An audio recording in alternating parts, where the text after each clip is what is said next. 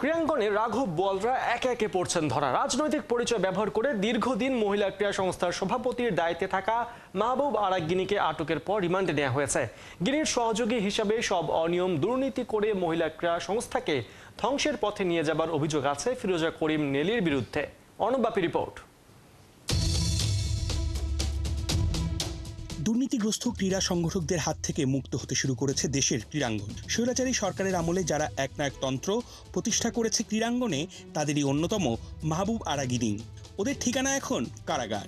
কিন্তু গিনির দুর্নীতির সহযোগী হিসেবে কাজ করা ফিরোজা করিম নেলিরা কি থেকে যাবেন ধরাছোঁয়ার বাইরে? অযত্ন আর অবহেলার ছাপ ধানমন্ডির মহিলা ক্রীড়া কমপ্লেক্সের সবখানে। নারীদের খেলাধুলার জন্য রয়েছে দারুণ এক পরিবেশ।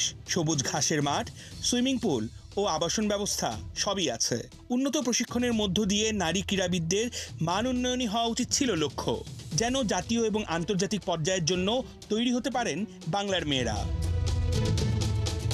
2017 সালে অ্যাডহক কমিটির মধ্য দিয়ে এই সংস্থাটির সভাপতির দায়িত্ব পান গাইবান্ধা 2 আসনের সংসদ সদস্য ও জাতীয় সংসদের সাবেক হুইপ মাহবুব আরা গিনি। 3 মাসের মধ্যে নির্বাচন করার কথা থাকলেও 7 বছর ধরে আগলে রাখেন চেয়ার। রুটিন মাফিক বিশেষ দিবসে নামকা ওয়াস্তে 2-1টা খেলাধুলার আসর আয়োজন করেই কাটিয়ে দিয়েছেন বছরের পর বছর।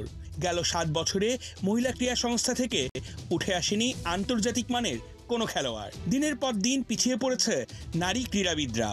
খেলাধুলার উন্নয়নের পরিবর্তে একসাথে মিলেমিশে অনিয়ম আর দুর্নীতিতে মেতেছিলেন মাহবুব আরা গিনি আর সাধারণ সম্পাদক ফিরোজা করিম নেলি। জাতীয় ক্রীড়া পরিষদ প্রতি বছর 17.5 লাখ টাকা অনুদান দিয়ে এসেছে মহিলা ক্রীড়া সংস্থাকে।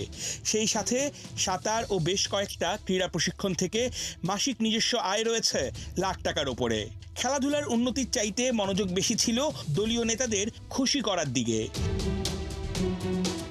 রাজনৈতিক পরিচয়, ক্ষমতার দাপট, সেই সাথে ক্রীড়াঙ্গনের গুরুত্বপূর্ণ পদ পেয়ে মাহবুব আরা গিনি ও ফিরোজা করিম নেলিরা মহিলা ক্রীড়া সংস্থা নিয়ে শুরু করেন বাণিজ্য। তৎকালীন প্রধানমন্ত্রীর পক্ষ থেকে যুব ও ক্রীড়া মন্ত্রণালয়ের মাধ্যমে 2022 সালে বাংলাদেশ ক্রীড়া মহিলা সংস্থাকে 10 কোটি টাকা বিশেষ বরাদ্দ দেওয়া হয়েছে। সেই টাকার ব্যবহার নিয়েও উঠেছে প্রশ্ন। কয়েকদিন আগেই মাহবুব আরা গিনি ও ফিরোজা করিম নেলিদের অনিয়ম দুর্নীতির বিচার সহ সংস্কার, পরিবর্তন ও নির্বাচনের দাবিতে মহিলা ক্রীড়া সংস্থায় মানববন্ধন করেন নারী ক্রীড়াবিদ ও নারী সংগঠকরা।